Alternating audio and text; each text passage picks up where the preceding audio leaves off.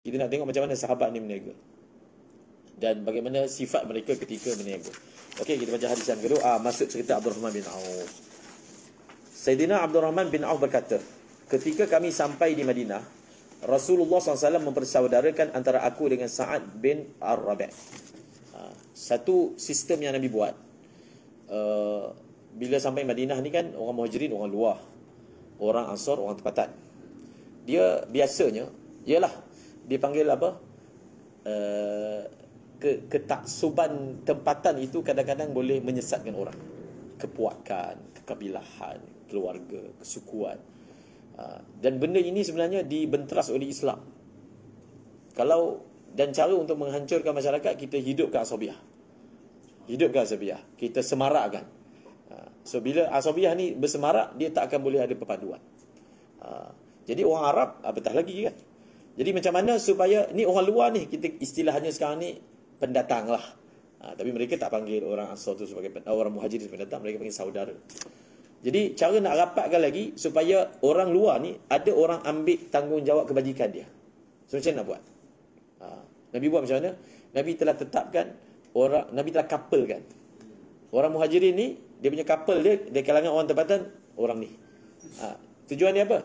Supaya untuk mengecilkan skop kebajikan, supaya ada fokus. Orang ni dia fokus yang ni je. Dia tak perlulah semua benda pemimpin yang nak handle. Dia nak tengok semua, tak. Kita tugaskan orang tempatan ni, dia ambil tanggungjawab yang ini. Apa-apa kebajikan, uruskanlah. Jadi Abdul Rahman bin Auf sebagai orang luar, dia telah digandingkan dengan satu orang nama dia Sa'ad bin Rabi'. Lalu Sa'ad bin Rabi', tengok ni orang Ansar macam mana. Orang Ansar ni, itu memang luar biasa orang Ansar, manusia pilihan kan. Sesungguhnya, dia kata, sesungguhnya aku adalah orang Ansar yang paling banyak harta. Aku akan membahagikan separuh hartaku untukmu. Ini tahap betul-betul ikhlas. Sebab itu orang Ansar dipilih sebagai orang Ansar. Sebab itu Madinah dipilih kan. Mereka ada kualiti luar biasa. Harta bukan bagi, separuh harta bagi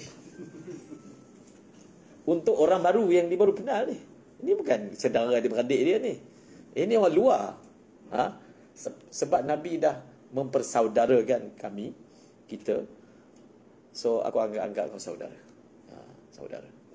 Separuh harta. Kemudian lihatlah sesiapa di antara kedua isteriku yang lebih kau sukai, maka aku akan menceraikannya untukmu. Setelah dia telah halal, habis iddah, engkau boleh menikahinya. Aku ada 2 orang isteri. Kau tengok kau nak yang mana satu, aku akan ceraikan dia. Lepas dia habis iddah, kau kahwin dengan dia. Macam mana? Itu dah habis climax lah. Kemuncak kepada persaudaraan. Kalau tak tahulah orang lain mungkin yang cantik simpan lah. Ambil yang ni, yang tua dah guna lama ni, ambil yang ni. Tak, dia bagi pilihan. Kau tengok yang mana kau rasa berkenan, aku akan ceraikan. Luar biasa. Tapi Abdul Rahman bin Auf lain. Dia jenis orang niaga.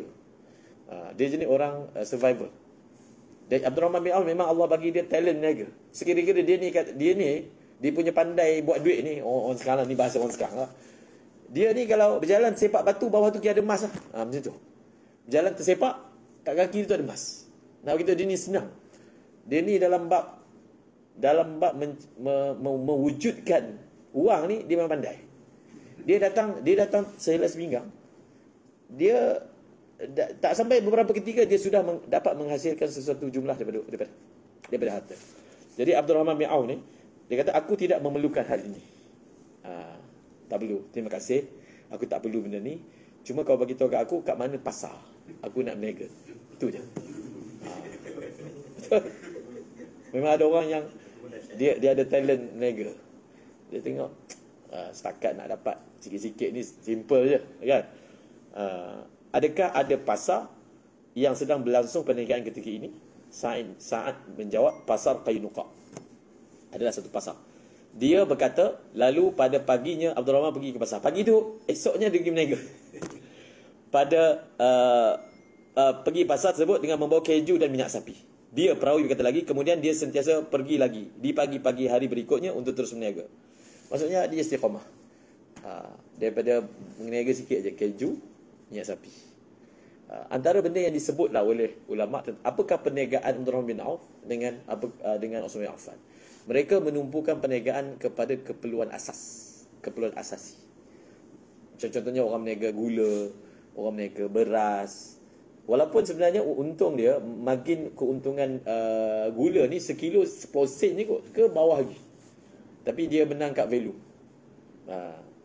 Dia menang kat value dan dia menang kepada repeat. Kan, value. Maksudnya, orang ambil tiap hari. Memanglah untung 10 sen. Tapi benda ini memang benda keperluan asasi. Itu antara rasa perniagaan dia. Dia mensasarkan keperluan lah. Jadi orang berniaga ni, dia sama ada dia berniaga pada benda yang memang diperlukan oleh manusia, ataupun dia createkan keperluan tu. Dia createkan. Ini biasa ini propaganda lah. Dia wujudkan, datangkan ke otak orang benda ni perlu. Benda tak perlu pun, tapi dah selalu banyak sangat iklan, orang rasa benda tu perlu. Sama ada memang benda tu perlu, tak ada siapa yang nafikan. Tapi orang yang berniaga yang antarabangsa ni, dia create keperluan tu. Benda tu tak perlu, kita buat bagi orang rasa perlu, supaya kita boleh jual barang kita. Ini kapitalismenya, ini tingginya ilmu berniaga. Kita createkan keperluan tu sampai dia rasa perlu. Dia punya marketing tu bagi tahu. Sebenarnya memanglah tapi dia ada orang yang pandai. Dia tawar sampai kerajaan, oh bagus kau punya kedai kerja, so terima dia punya dan dapat. Jadi beliau ni berniaga, so dia berniaga apa? Keperluan. Dia maksudnya kalau sini kita boleh belajar maksudnya dia tuju kepada benda yang keperluan.